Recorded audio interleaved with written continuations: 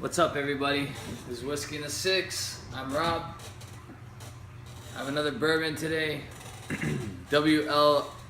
Weller Special Reserve.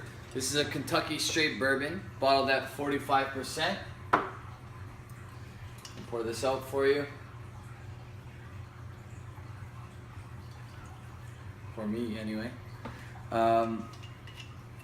This was pretty cheap. This was about $35 or so, maybe a little bit more at the LCBO. It went quickly, but it was only available for a little bit of time, which tends to be the case with a lot of the Buffalo Trace spirits that are released.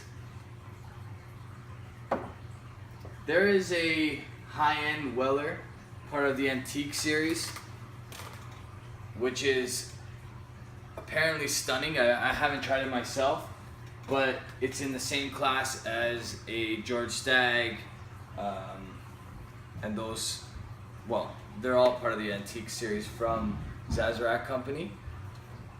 This particular bottle I'm borrowing from a friend.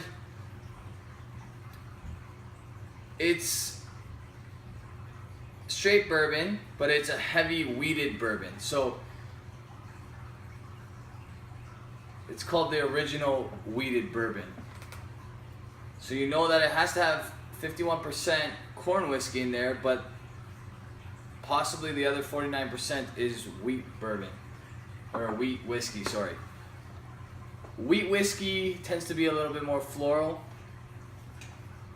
It's a little lighter, whereas the corn whiskey is very sweet.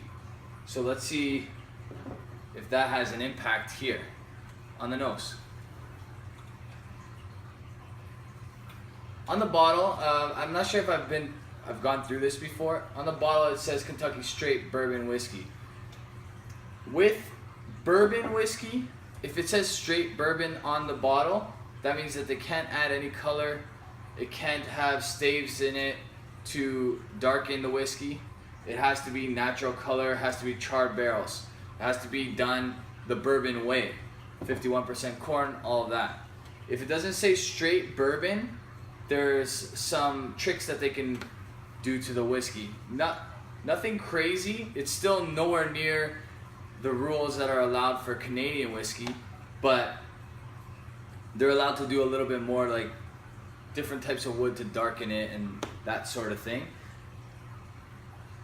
American whiskey, on the other hand, I believe, correct me if I'm wrong, you can comment below, I believe that's a different story. If it doesn't say bourbon on the bottle, American whiskey has a lot more leeway. They're allowed to do a lot different things. Okay, that whenever you see a 100% rye American whiskey, that's not considered a bourbon. It can't be. It has to have 51% corn. So American whiskey can do a whole bunch of different things, and I'm almost certain that adding color is one of them, but I could be wrong. So if I am wrong and you know better, please comment below. Calling you out, Peter White, because I know you probably know.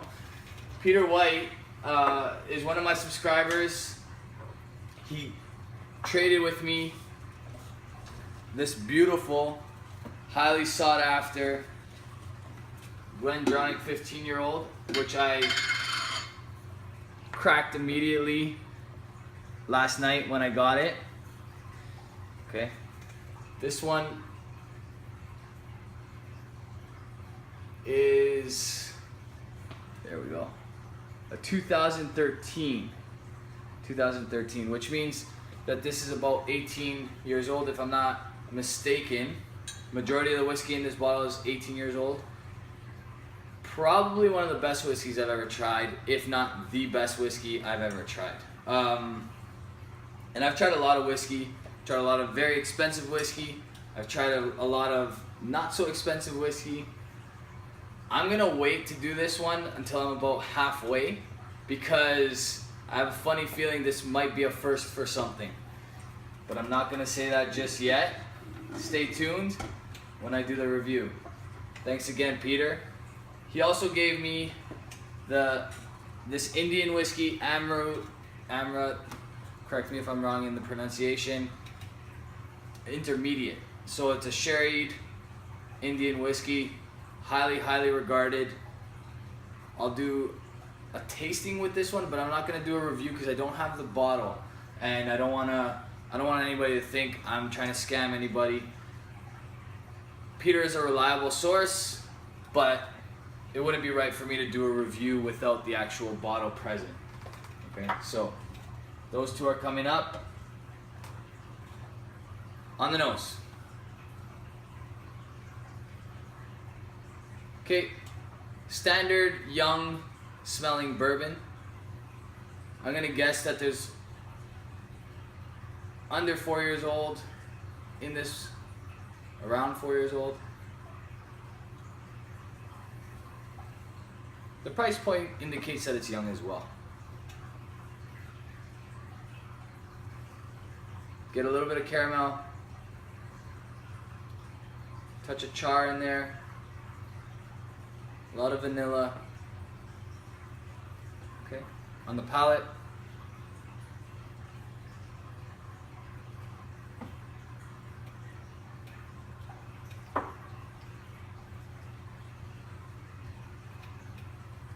It's not very smooth.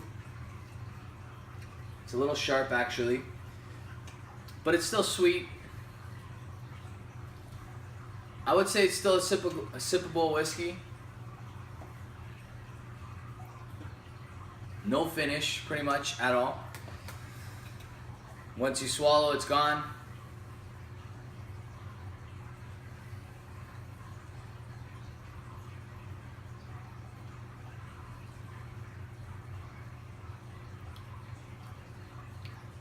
That sip was a bit better, a little smoother.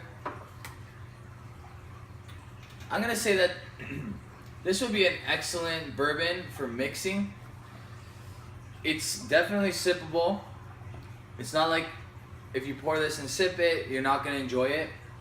That's the beauty of bourbon. Most of them are really good. And you can get a pretty decent price bourbon and it'd still be relatively good.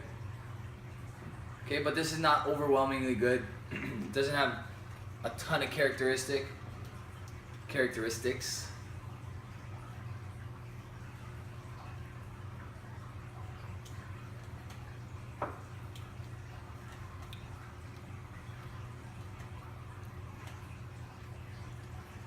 This is in B-, C+ territory for me. Okay, it's not something I would go to. This is, like I said, a borrowed bottle. My friend let me borrow it. He was actually done with it, so he pretty much said I could finish it if I want. I'm gonna say that's a C+ for me, but depending on the day, you probably can get away with a B-. It's still sippable, it's good, it's just not overly good. It's not something that I would need to have on my bar. It would be good for mixing drinks for sure. Okay, but it's not crazy good in my opinion.